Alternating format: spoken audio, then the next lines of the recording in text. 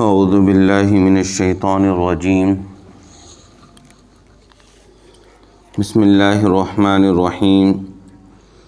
یا ایہا الذین آمنوا لا تکونوا کالذین کفروا وقالوا لإخوانهم اذا ضربوا في الارض او كانوا غزا لو كانوا عندنا ما ماتوا وما قتلوا لیجعل اللہ ذلک حسرة فی قلوبہم واللہ یحیی ویمیت واللہ بما تعملون بصیر وَلَئِن قُتِلْتُمْ فِي سَبِيلِ اللَّهِ أَوْ مُتُّمْ لَمَغْفِرَةٌ مِّنَ اللَّهِ وَرَحْمَةٌ خَيْرٌ مِّمَّا يَجْمَعُونَ وَلَئِن مُتُّمْ وَقُتِلْتُمْ لَإِلَى اللَّهِ تُحْشَرُونَ فَبِمَا رَحْمَةٍ مِّنَ اللَّهِ لِنتَ لَهُمْ وَلَوْ كُنْتَ فَظًّا غَلِيظَ الْقَلْبِ لَانفَضُّوا مِنْ حَوْلِكَ فاعف عنهم واستغفر لهم وشاورهم في الأمر فإذا عزمت فتوكل على الله إن الله يحب المتوكلين إن ينصركم الله فلا غالب لكم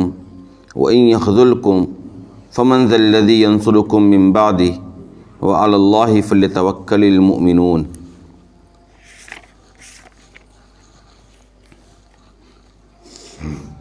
اے ایمان والو، کافروں کی طرح نہ ہو کہ جب ان کے بھائی زمین میں کسی جگہ کا سفر کرتے ہیں یا جنگ میں شریک ہوتے ہیں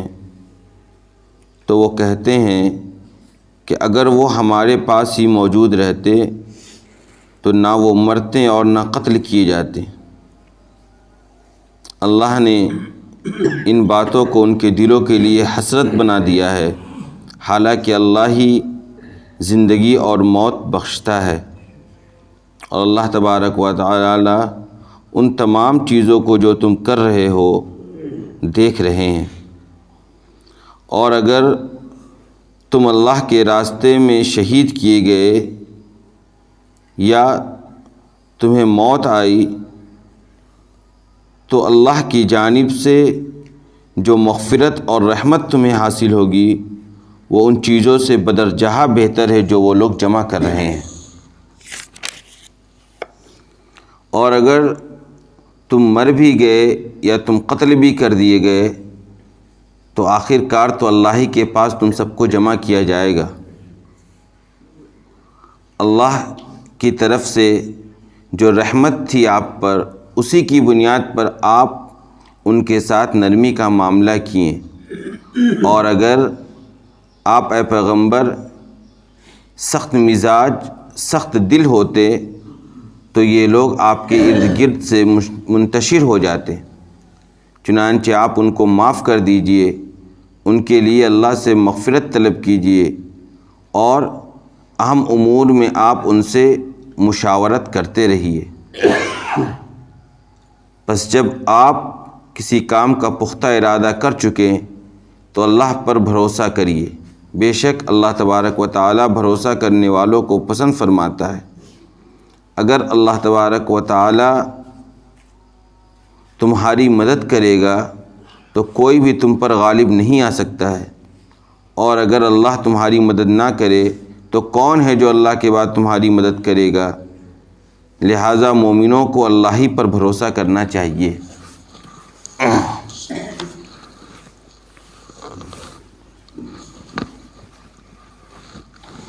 غزوہ احد کا تذکرہ چل رہا ہے۔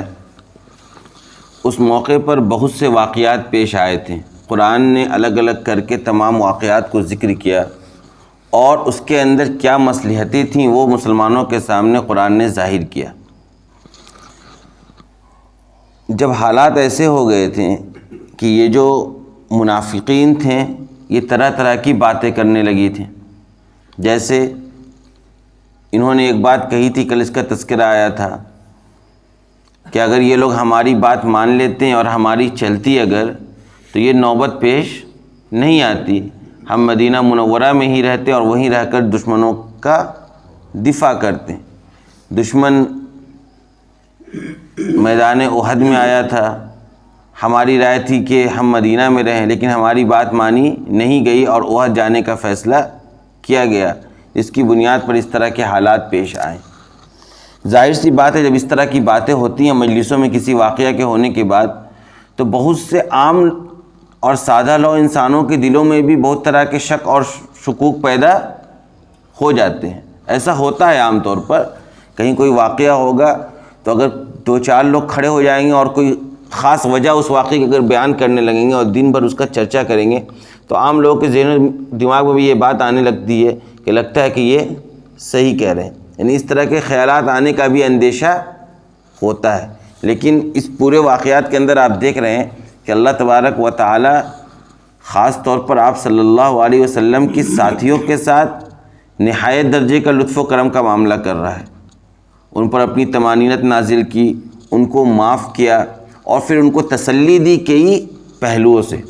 کہ دیکھو بھائی اس وجہ سے ہم نے یہ کام کیا اور اس موقع پر جو حالات بنے اس کے پیچھے یہ راز مضمر تھے، جس بنیاد پر یہ ساری چیزیں آپ کے سامنے دکھلائے گی، اور خاص طور پر تمہاری یہ تربیت کرنی مقصود تھی کہ آنے والے دنوں میں جب حقیقی طور پر آپ صلی اللہ علیہ وسلم اس دنیا سے پردہ فرما چکے ہوں گے، تب بھی تمہیں رہنا ہے اور تمہیں اس دین کے لیے کام کرنا ہے، تو اس وقت تم اس طرح کے حالات میں اگر مبتلا ہو جاتے تو تمہیں کوئی سنبھالنے والا بھی نہیں ہوتا۔ لہذا آج جب آپ صلی اللہ علیہ وسلم موجود ہیں تو ان کی زندگی میں ہی اگر تمہیں اس طرح کے حالات سے گزار دیا جائے گا تو تمہیں اور ایمان کے اندر پختگی پیدا ہو جائے گی، ایمان کے اندر ثابت قدمی پیدا ہوگی، اور تم آئندہ آنے والے حالات کے لیے آج سے ہی اپنی تیاری کر لو گے۔ تو اسی موقع پر ان کافروں کا ایک جملہ یہ بھی مشہور تھا کہ اگر یہ لوگ جنگ میں نہیں جاتے ہیں اور ان سے مقابلہ نہیں کرتے یا ہماری باتیں مانتے ہیں تو اس طرح کے حالات ہی پیش نہیں آتے۔ تو چند مسلمانوں کے دلوں میں بھی اگر اس طرح کے شکوک شبہات پیدا ہو جاتے یا ہونے کا اندیشہ تھا تو اس کو بھی قرآن نے آج کی آیت کے اندر ختم کر دیا اور صاف صاف مسلمانوں کو کہا کہ اے ایمان والو تمہیں ان کافروں کی طرح نہیں ہونا ہے۔ کیا مطلب؟ ان کافروں کا حال یہ ہے کہ جب ان کے اپنے لوگ کہیں سفر میں جاتے ہیں یا کسی جنگ وغیرہ میں شریک ہوتے ہیں تو یہ کہتے ہیں کہ اگر یہ ہمارے پاس موجود رہتے ہیں، یعنی یہ سفر میں نہیں جاتے یا یہ کہ یہ جنگ کے اندر شریک نہیں ہوتے تو نہ ان کو موت آتی اور نہ یہ قتل کیے جاتے ہیں۔ یعنی ان کا یہ کہنا تھا کہ اگر یہی موجود ہوتے، سفر میں گئے تب وہاں واقعہ پیش آیا تو ان کے ساتھ یہ حادثہ پیش ہوا نا، اگر وہ سفر میں جاتے ہی نہیں، جنگ میں شریک ہی نہیں ہوتے تو کوئی بات ہوتی ہی نہیں، ہمارے ساتھ وہ موجود رہتے۔ یہ بات بھی یہ لوگ کہہ رہے تھے۔ تو قرآن نے ایمان والوں کو صاف طور پر کہا کہ تمہیں یا ایھا الذین آمنوا لا تکونوا کالذین کفروا، کہ تمہیں کافروں کی طرح بالکل نہیں ہونا ہے، تمہیں اس طرح کی باتیں نہیں کرنی ہے۔ اور اللہ تبارک و تعالیٰ نے کہا کہ دیکھو یہ باتیں یہ جو کہہ رہے ہیں نا، یہ صرف اور صرف ان کے لیے اللہ نے ایک حسرت بنا دیا ہے، یعنی یہ باتیں کہہ کر یہ کیا کریں گے؟ زیادہ سے زیادہ نا امیدی کا شکار ہوں گے، افسوس کریں گے، حسرت کریں گے، اور تو کچھ ان کو فائدہ ہونے والا نہیں ہے۔ کیوں؟ واللہ یحیی و یمیت، کیونکہ زندگی اور موت کا مالک اللہ ہے۔ اور پیچھے والی آیت میں آ چکی ہے بات کہ جن لوگوں کے مقدر میں موت لکھ دی گئی تھی وہ اپنے گھروں میں بھی اگر موجود ہوتے مدینہ منورہ میں اور جنگ احد میں شریک نہیں ہوتے، تب بھی وہ اپنے گھر سے نکل کر جہاں ان کا قتل ہونا تھا وہاں وہ خود چل کر آتے، کیونکہ موت اور زندگی کا مالک کون ہے؟ اللہ تبارک و تعالیٰ ہے۔ وہ جب یہ فیصلہ کر دے گا کسی کو موت دینا ہے تو وہ خواہ وہ میدان جنگ میں ہو یا اپنے گھر کے بستر پر پڑا ہو، خواہ وہ سفر میں ہو یا اپنے گھر والوں کے ساتھ محفوظ کسی مقام پر ہو، موت اسے آ کر پکڑے گی اور اس کو چھوڑنے والی نہیں ہے۔ اور اللہ تبارک و تعالیٰ اگر کسی کو زندہ رکھنا چاہے گا تو خواہ وہ میدان جنگ میں دشمنوں کے درمیان موجود ہو یا اپنے گھر میں موجود ہو، اگر اس کی زندگی باقی رہنی ہے تو وہ زندہ رہے گا، کوئی اس کو مار نہیں سکتا ہے۔ لہذا تمہارے دلوں میں اس طرح کی کوئی بات نہیں آنی چاہیے کہ اگر جنگ ہی نہیں ہوتی یا ہم مدینہ منورہ سے نکلتے ہی نہیں، یعنی اس طرح کا شک اور شبہ بھی تمہارے دلوں میں پیدا نہیں ہونا چاہیے۔ واللہ بما تعملون بصیر، اور جو بھی تم کر رہے ہو اللہ کی نگاہوں میں، یعنی تمہارے دلوں میں بھی اگر اس طرح کی بات آ رہی تو اس سے بھی اللہ تبارک و تعالیٰ واقف ہے، اور تمہارے اعمال سے بھی اللہ تبارک و تعالیٰ واقف ہے۔ اسی مضمون کو اور تفصیل سے قرآن نے سمجھایا کہ دیکھو کہ تمہاری جو شہادت ہوئی ہے یا یہ کہ تمہیں جو موت آئی ہے تو اس کے نتیجے میں جو اللہ کی رحمت اور مغفرت تمہیں حاصل ہوگی وہ ان تمام چیزوں سے بدرجہ بہتر ہے جو یہ لوگ جمع کر رہے ہیں۔ یعنی اگر آپ زندہ ہیں اور زندگی آپ کی چل رہی ہے تو آپ کیا حاصل کر لیں گے؟ زیادہ سے زیادہ کچھ اور دنیا حاصل کر لیں گے، زیادہ سے زیادہ اس دنیا سے کچھ اور دن فائدہ اٹھا لیں گے، لیکن یہ فائدہ اٹھانا اور یہ زندگی کا لطف حاصل کرنا، اس کے مقابلے میں اللہ کے راستے میں جو شہادت اور موت تمہیں حاصل ہو رہی ہے اس کے بدلے میں جو تمہیں مغفرت اور رحمت حاصل ہوگی وہ بدرجہ بہتر ہے۔ یعنی اس دنیاوی زندگی کا یہ جو فائدہ، جو یہ منفعت تمہیں دکھ رہا ہے، اس کی کوئی حیثیت ہی نہیں ہے اس مغفرت اور اس رحمت کے مقابلے میں جو تمہیں اس شہادت کے بدلے میں اللہ تبارک و تعالیٰ سے دی جائے گی۔ پھر آگے ایک بات کہی کہ ایک بات جان لو، یا یہ کہ وَلَئِن مُتُّمْ وَقُتِلْتُمْ، یعنی یا تو تمہاری فطری موت ہو اپنے گھر میں، یا یہ کہ تم جا کے میدان جنگ میں شہید ہو جاؤ، نتیجہ کیا ہے؟ لَإِلَى اللَّهِ تُحْشَرُونَ، سب کو اللہ کے پاس ایک نہ ایک دن جمع ہونا ہے، وہاں جمع ہونے سے تو تم بچ نہیں سکتے۔ یعنی ایسا نہیں ہے کہ اگر تمہاری موت فطری ہو تو اللہ کے سامنے تمہیں جواب دہی پیش نہیں کرنی ہے، یا یہ کہ تم جب راستے میں اللہ کے راستے میں شہید ہوئے ہو تبھی تمہیں اللہ کے سامنے پیش ہونا ہے، بلکہ ہر حالت میں تمہیں اللہ کے سامنے آنا ہے اور اپنے کیے کا حساب کتاب دینا ہے، اس سے کوئی بچنے والا نہیں ہے۔ لہذا موت سے تم کتنا دن تک دور بھاگو گے؟ اگر تم جنگ میں شریک ہو کر شہادت نوش نہیں کرو گے تو فطری موت تو ایک نہ ایک دن تو مرنا ہی مرنا ہے، تو میرے سامنے تو آنا ہی آنا ہے۔ تو یہ ساری جو تدبیریں یہ بتا رہے ہیں، یہ ساری جو باتیں یہ کر رہے ہیں کہ یہ کرتے تو یہ نہیں ہوتا، یہ کرتے تو یہ نہیں ہوتا، اس کا فائدہ کیا ہے؟ اس کا کوئی حاصل ہے؟ ایک نہ ایک دن مر کے تو ہمارے پاس آنا ہی ہے۔ لہذا کامیابی اسی میں ہے کہ جس چیز کا ہم نے حکم دیا ہے اس کو بجا لاؤ۔ ہماری طرف سے اگر یہ حکم آ گیا کہ تمہیں میدان جہاد میں شریک ہونا ہے تو شریک ہو جاؤ، بھلے تمہاری وہاں موت آ جائے، اور اگر ہمارا حکم ہے کہ ابھی تمہیں یہاں ٹھہرنا ہے تو تمہیں ٹھہرنا ہے، کیونکہ نتیجہ یہی ہونے والا ہے کہ ہمارے پاس تمہیں آنا ہی آنا ہے۔ لہذا ان کی اس طرح کی باتوں میں دیکھیں، یہ ساری آیتیں وہ ہیں جس کے ذریعے سے اللہ تبارک و تعالیٰ صحابہ کرام کو تسلی ہی نہیں دے رہے ہیں بلکہ ان کی ایمان کی مضبوطی کا سامان بھی فراہم کر رہے ہیں۔ یہ ساری وہ باتیں ہیں جس کو سن کر ایک مسلمان کا دل اور مضبوط ہوگا، اور یہ جو صدمہ ان کے اوپر حاوی تھا اس پورے واقعے کے بعد، خاص طور پر اس بنیاد پر کہ انہوں نے کیا کیا، ان کے ذہن و دماغ میں سب سے بڑی بات یہ تھی کہ اس جنگ کے اندر ہماری شکست کا سب سے بنیادی سبب یہ بنا کہ ہم نے آپ صلی اللہ علیہ وسلم کے حکم کی تعمیل میں اختلاف کیا اور صحیح طریقے سے ہم نے ان کے حکم کو بجا نہیں لایا، جس کی بنیاد پر یہ سارے معاملے ہوئے۔ تو اللہ تبارک و تعالیٰ، لہذا یہ صدمہ تھا، جب انسان صدمے میں ہوتا ہے اور دو چار بات کوئی اور آ کر کہہ دے آپ کو تو اس کا بھی اثر ہونے لگتا ہے۔ لہذا یہ حالت تھی کہ مسلمانوں کے ذہن و دماغ میں بھی اس طرح کے شکوک اور شبہات پیدا ہو جائیں۔ اسی بنیاد پر اللہ تبارک و تعالیٰ نے شکوک اور شبہات کی جڑ کو بھی کاٹ کر رکھ دیا اور اس طرح کی باتیں ان کے ذہن و دماغ میں پنپنے نہیں دی۔ اس کی بعد کی جو آیت ہے اس کے اندر اللہ تبارک و تعالیٰ آپ صلی اللہ علیہ وسلم کو خاص طور پر کچھ مخصوص باتوں کی نصیحت کر رہے ہیں، اور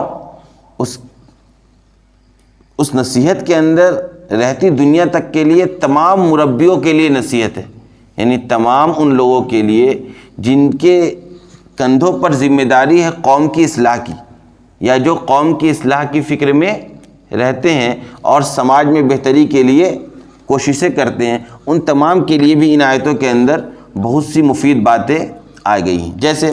سب سے پہلے اللہ تبارک و تعالیٰ نے کہا کہ دیکھو،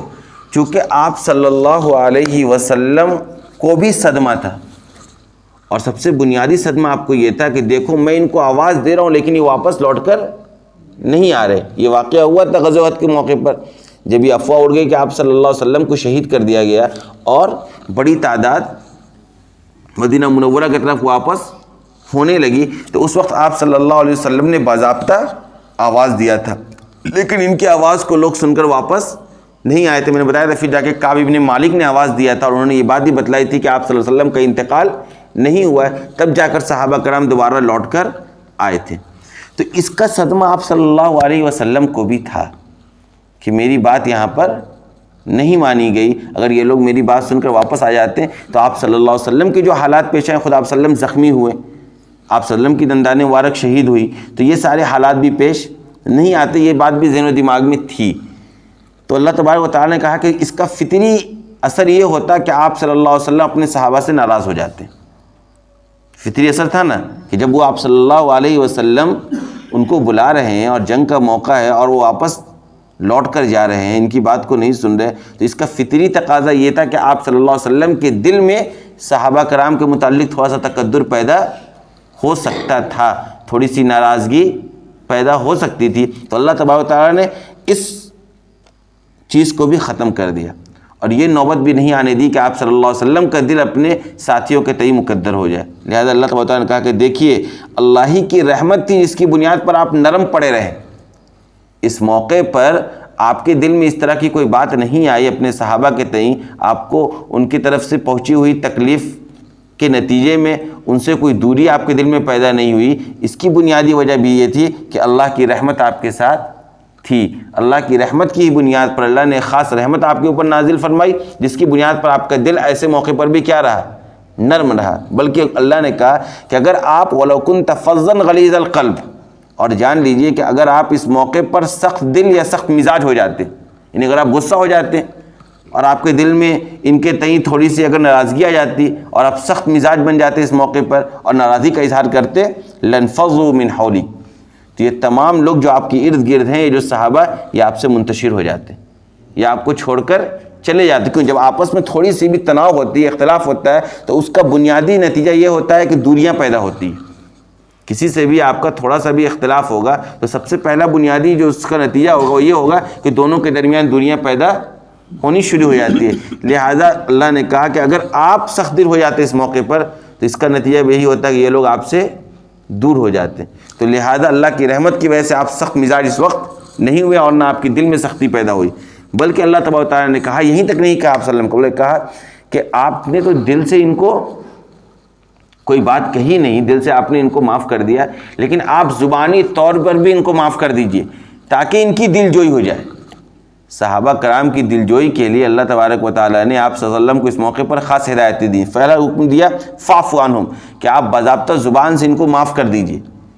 تاکہ ان کو بھی مکمل طریقے سے اطمینان حاصل ہو جائے۔ یہ جو جس صدمے کے شکار ہیں اس کی بنیادی وجہ یہی ہے کہ یہ سمجھ رہے ہیں کہ آپ کے حکم کی خلاف ورزی ہوئی ہے، اس ان کو شکست اور فتح سے زیادہ تکلیف نہیں ہے، زیادہ تکلیف اس بات کی ہے کہ آپ صلی اللہ علیہ وسلم کے حکم کو ہم لوگوں نے نہیں مانا۔ لہذا آپ ایسا کیجئے کہ زبانی طور پر ان کو معاف کر دیجئے، اور صرف معافی مت کیجئے، واستغفر لہم، اور آپ ان کے لیے مغفرت بھی طلب کیجئے اللہ تبارک و تعالیٰ سے، یعنی ان کے لیے اب آپ آگے کے لیے دعا بھی کیجئے کہ یہ جو غلطی اس موقع پر ہوئی اس کو اللہ تبارک و تعالیٰ معاف بھی کر دے۔ اور وشاورہم فی الامر، یہیں پر آپ کو بس نہیں کرنا ہے بلکہ آئندہ بھی اگر کوئی معاملہ ہوگا تو ان کے ساتھ آپ مشورہ کیجئے، ان کو آپ کو چھوڑنا نہیں ہے کہ اس موقع پر میرے مشورے کو چونکہ نہیں مانا گیا تھا، چونکہ میں نے بتلائی تھی یہ بات شروع میں کہ آپ صلی اللہ علیہ وسلم کی رائے بھی یہ تھی کہ مدینہ منورہ میں ہی رہ کر جنگ کی جائے۔ لہذا ایسا نہ ہو کہ اس پورے واقعے کے ہو جانے کے بعد آپ کے دل میں یہ بات آ جائے کہ اب ان سے مشورہ ہم کو نہیں لینا، بلکہ آپ کا کام یہ ہے وشاورہم فی الامر، کہ آپ ان کے ساتھ معاملات میں مشورہ بھی کرتے رہیے۔ فَإِذَا عَزَمْتَ، ہاں جب آپ ان سے مشورہ کر چکے ہوں اور آپ نے کسی کام کے کرنے کا پختہ ارادہ کر لیا تو اب آپ کی ذمہ داری یہ ہے فَتَوَكَّلْ عَلَى اللَّهِ، کہ آپ اللہ تبارک و تعالیٰ کی ذات پر بھروسہ کرتے ہوئے اس کام کو کرنے کے لیے آگے بڑھ جائیے۔ کیوں بھروسہ کرنا ہے؟ ان اللہ یحب المتوکلین، کیونکہ اللہ تبارک و تعالیٰ بھروسہ کرنے والوں کو پسند فرماتا ہے۔ دیکھیے یہ جو آپ صلی اللہ علیہ وسلم کو چند باتیں کہی گئی، اس کے اندر میں نے یہ بات کہی کہ دیکھیے رہتی دنیا تک کے لیے ان تمام لوگوں کے لیے ہدایتیں ہیں جن کے کندھوں پر ذمہ داری ہے قوم کی اصلاح اور ان کی بہتری کی۔ دیکھیے جب آپ کسی قوم کے ساتھ قوم کی رہنمائی کر رہے ہیں یا قوم کی قیادت کر رہے ہیں تو بہت سی مرتبہ ایسا ہو سکتا ہے کہ قوم کی طرف سے ناگوار حالات یا ناگوار بات آپ کو پیش آئے، قوم آپ کو چار باتیں کہے، تو اس موقع پر آپ کو سخت مزاج نہیں ہونا ہے۔ اس موقع پر مسلح کا کام یہ نہیں کہ وہ بد مزاج ہو جائے اور بدخلقی کا مظاہرہ پیش کرے، بلکہ اس موقع پر مسلح کی ذمہ داری یہ ہے کہ سب سے پہلا کام یہ ہے کہ لنت لہم، کہ وہ نرم دل رہے، تندخوئی پیش نہ کرے بلکہ نرمی کا برتاؤ کرے۔ جب اگر قوم کی طرف سے کوئی حالات آ رہے ہیں، کوئی ناگواری پیش آ رہی، تو اس وقت پہلا کام یہ ہے مسلح کا کہ وہ نرم دل رہے اور نرمی کے ساتھ ہی ان کے ساتھ معاملہ کرتا رہے، اور اس کے ساتھ انہوں نے جو تمہیں تکلیف پہنچائی، قوم کے ایک بڑے کو قوم نے تکلیف پہنچا دی تو کہا کہ اس تکلیف کو دل پر لے کر نہیں چلنا ہے تمہیں، بلکہ تمہیں ان کو معاف کر دینا ہے، اور معافی کے ساتھ ساتھ ہمیشہ ان کے لیے دعائیں بھی کرتے رہنا ہے کہ اللہ یہ لوگ میری نافرمانی کر رہے ہیں یا میرے حکم کی خلاف ورزی کر رہے ہیں یا مجھے تکلیف پہنچانے کی کوشش کر رہے ہیں، تو آپ پلٹ کر اس کو بد دعا کیا دیں گے، بلکہ آپ کی ذمہ داری ہے کہ آپ اس کے لیے مغفرت کی دعا کریں۔ اولاً تو آپ کو جواب ہی نہیں دینا ہے، سخت مزاج نہیں بننا ہے، اس کے بعد ان کو معاف بھی کر دینا ہے، اور معاف کرنے کے ساتھ ساتھ ان کی طرف سے جو گناہ سرزد ہوا ہے حکم کی خلاف ورزی میں، اس کی مغفرت کی بھی دعا کرنی ہے، یعنی یہ ذمہ داری ہے مسلح کی کہ اس کی مغفرت کی بھی دعا کرے، اور اس کے بعد بھی آگے چل کر جب بھی کوئی معاملہ ہو قوم کا سماج کا تو ان کے ساتھ بیٹھ کر مشورہ کرے، ان سے بھی مشورہ لے۔ عام طور پر یہ جو گیپ ہو گیا ہے قائد اور اس کی رعایا کے درمیان، انہی بنیاد پر ہوا ہے، کیونکہ یہ ان سے خوش نہیں ہے، امام اپنے مقتدیوں سے خوش نہیں ہے۔ کیوں؟ کیونکہ مقتدی نے 4 بات اس کو کہہ دی، تو لہذا اگر 4 بات مقتدی نے کہہ دی تو آپ کی ذمہ داری ہے کہ آپ یہ اخلاق کو اپنائیے، آپ کو ان کو پلٹ کر جواب نہیں دینا ہے، آپ ان کو معاف کر دیجئے، اور آپ ان کے ساتھ آئندہ بھی اسی طرح کا معاملہ رکھیے جیسے اس واقعے کے پہلے آپ کا ان کے ساتھ تعلقات تھے۔ یہ ذمہ داری قوم کے ہر اس فرد کے لیے ہے جو قوم کی رہنمائی کر رہا ہے یا قوم کی قیادت کر رہا ہے یا قوم کی اصلاح کا بیڑا جس نے بھی اٹھا رکھا ہے، کیونکہ یہ تمام نصیحتیں اللہ تبارک و تعالیٰ نے آپ صلی اللہ علیہ وسلم کو کہی۔ کیوں؟ اگر یہ آپ نہیں کریں گے تو نتیجہ یہ ہوگا کہ یہ جو ارد گرد آپ کے لوگ دکھ رہے ہیں یہ آپ سے دور ہو جائیں گے۔ اگر آپ ان کی تکلیف کا جواب تکلیف سے دینے لگیں گے، ان کی بد کلامی کا جواب بد کلامی سے دینے لگیں گے، تو نتیجہ یہ ہوگا کہ یہ جو اجتماعیت پائی جا رہی ہے قوم کے درمیان، یہ اجتماعیت کے اندر اختلاف پیدا ہو جائے گا اور دوریاں پیدا ہو جائیں گی۔ لہذا اجتماعیت کو بچانے کے لیے ضروری ہے کہ کم از کم ایک طرف کا بندہ تو برداشت کرے، اور صرف برداشت ہی نہ کرے، آگے بھی ان کے ساتھ اسی طرح کا تعلق رکھے، اسی طرح سے ان کے ساتھ مشاورت کرتا رہے معاملات میں جیسے وہ پہلے کر رہا تھا۔ یعنی یہ بنیادی صفات اگر آج بھی کوئی مسلم اپنے اندر یہ صفات پیدا کر لے تو قوم کی اصلاح کا آدھا کام یوں ہی ہو جائے گا۔ یہ ساری بات اس وجہ سے ہو رہی چونکہ تھوڑی سی کوئی بات ہو گئی اور دل میں لوگ لے کر بیٹھ گئے، نتیجہ یہ ہوا کہ فائدہ کم اور نقصان زیادہ ہونے لگا۔ اور اس کے بعد جب مشاورت ہو جائے کوئی کام کرنا ہے تو اس کام کے کرنے سے پہلے بندے کو یہ بات سکھلا دی گئی، ایک مومن کی صفت یہ ہے کہ وہ مکمل اللہ تبارک و تعالیٰ کی ذات پر بھروسہ کرتے ہوئے کام کے لیے آگے بڑھے۔ اس کا بھروسہ اپنی صلاحیت پر، اپنی قابلیت پر، اپنے اسباب پر نہیں ہونا چاہیے، اپنی صلاحیت، اپنی قابلیت اور اپنے اسباب پر نہیں ہونا چاہیے، بلکہ مکمل بھروسہ صرف اور صرف کس پر ہونا چاہیے؟ اللہ تبارک و تعالیٰ کی ذات پر ہونا چاہیے۔ اور جب اللہ تبارک و تعالیٰ کی ذات پر آپ کا بھروسہ ہوگا تو اللہ تبارک و تعالیٰ کی محبوبیت آپ کو نصیب ہوگی۔ کیوں؟ ان اللہ یحب المتوکلین، کیونکہ اللہ تبارک و تعالیٰ بھروسہ کرنے والوں سے محبت کرتا اور اس کو پسند فرماتا ہے۔ اب اس میں ایک لفظ آیا ہے شاورہم، آپ ان سے مشاورت کیجئے، مشورہ کیجئے۔ مشورہ کی کیا اہمیت ہے؟ اور مشورہ میں بہت طرح کی چیزیں سامنے آتی ہیں، اور اسلام میں مشورہ بہت بنیادی اہمیت رکھتا ہے۔ 2-3 جگہ قرآن نے، ایک جگہ تو بہت خاص طور پہ میاں اور بیوی کو کہا ہے کہ بچے کا دودھ چھڑانا ہے تو آپس میں مشورہ کر لو، دوسرے پارے میں آیت گزر چکی ہے۔ ایک جگہ اور کہا ہے وَأَمْرُهُمْ شُورَىٰ بَيْنَهُمْ، کہ ان مومنین کی ایک مثال یہ ہے کہ ان کے آپس کے معاملات کیسے طے ہوتے ہیں؟ مشورہ سے طے ہوتے ہیں۔ تو مشورہ کی ایک خاص اہمیت ہے، شورائی مجلس کی ایک خاص اہمیت اسلام کے اندر ہے۔ اس کے اوپر انشاءاللہ مشورہ کے اوپر تفصیل سے ہم لوگ کل تو جمعہ ہے، پرسوں انشاءاللہ بات کریں گے۔ اس کے بعد یہ جو آیت آئی ان ینصرکم اللہ، اللہ نے آخری بات یہ کہی، دیکھو اگر اللہ تمہاری مدد کرے گا، ایک بات جان لو، تم کو یہ بات کہی گئی ہے نا، تم کو اللہ پر بھروسہ کرتے ہوئے سارا کام کرنا۔ کیوں؟ کیونکہ اگر اللہ تمہاری مدد کرے گا تو کوئی تمہارے اوپر غالب آنے والا نہیں ہے، تمہارا ایمان یہی ہونا چاہیے۔ اور اگر اللہ ہی تمہیں رسوا کرنے پر آ جائے اور تمہاری مدد نہ کرے اور تم سے مدد کی ہاتھ کو دور کر لے گا، فمن ذا الذی ینصرکم من بعدہ، پھر اللہ کے بعد کوئی ہے جو تمہاری مدد کر سکتا ہے؟ کوئی نہیں ہے۔ لہذا تمہارا کام کیا ہے کہ تمہیں مدد کے لیے صرف اور صرف کس کی طرف حال اٹھانی ہے؟ اللہ تبارک و تعالیٰ کی ذات کی طرف۔ وعلی اللہ فلیتوکل المؤمنون، اور اللہ نے مومنین کی مثال دے دی کہ مومنین جو ہیں وہ صرف اور صرف اللہ تبارک و تعالیٰ کی ذات پر ہی بھروسہ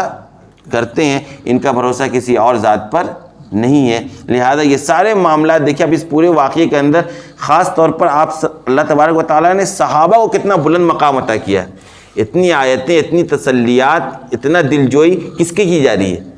آپ صلی اللہ علیہ وسلم کے محبوب ساتھیوں کی جا رہی ہے۔ اور اس کے بعد میں نے کل پورے مشاجرت صحابہ پر آپ کو بتلایا کہ صحابہ کی طرف سے کوئی اگر غلطی ہوتی ہے تو ہمیں اور آپ کو یہ اختیار نہیں ہے۔ کل میں نے جو بتلایا تھا آپ کو، اس عقیدے کو آپ پھر سے دہرا لیجئے۔ اہل سنت والجماعت کا عقیدہ ہے کہ صحابہ معصوم نہیں ہیں، ان سے غلطیاں ہوئی بھی ہیں اور ہو بھی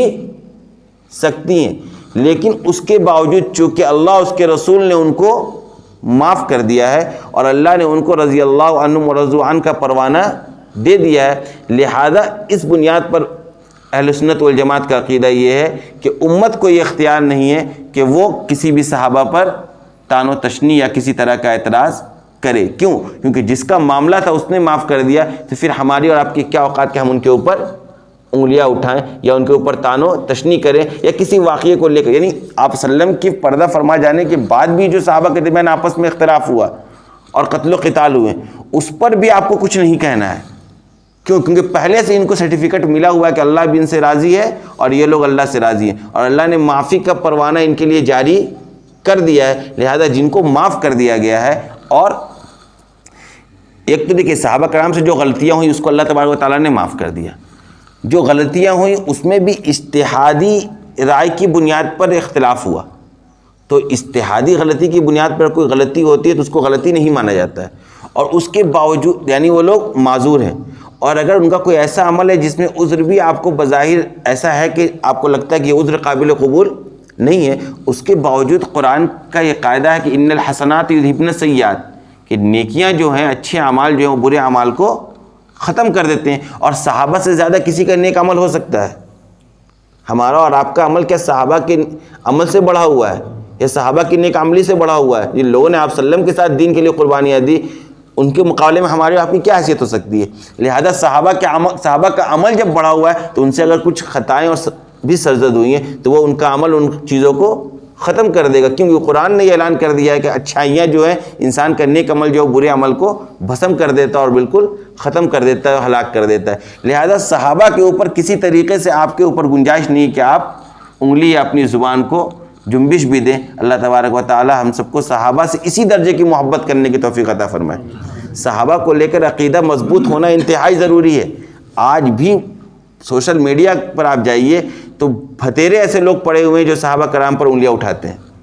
اور صحابہ کرام کی ذات کو نشانہ بناتے ہیں۔ لہذا اس عقیدے کو دیکھیے، میں کہا نا 4-5 رکوع تک اس پورے واقعے کو بیان کیا جا رہا ہے۔ آخر غزوہ احد میں ہے کیا بھائی؟ صرف اور صرف مقصد یہ ہے کہ ان صحابہ کرام کا دل نہ ٹوٹے، ان کی دل جوئی ہوتی رہے، ان کو تسلی ملتی رہے، ان کا تعلق اپنے محبوب کے ساتھ اور میرے بھیجے ہوئے پیغمبر کے ساتھ مضبوط سے مضبوط ہوتا رہے۔ یہ ساری آیتیں صرف اور صرف کس کے لیے نازل کی گئی ہیں؟ صحابہ کرام کے لیے خاص طور پر نازل کی گئی۔ لہذا ایسی پاکیزہ جماعت پر انگلی اٹھانے کا حق کسی کو بھی حاصل نہیں ہے۔ لہذا صحابہ پر کسی بھی طرح کے کلام کرنے سے ہمیں اور آپ کو پرہیز کرنا چاہیے۔ وآخر دعوانا الحمدللہ۔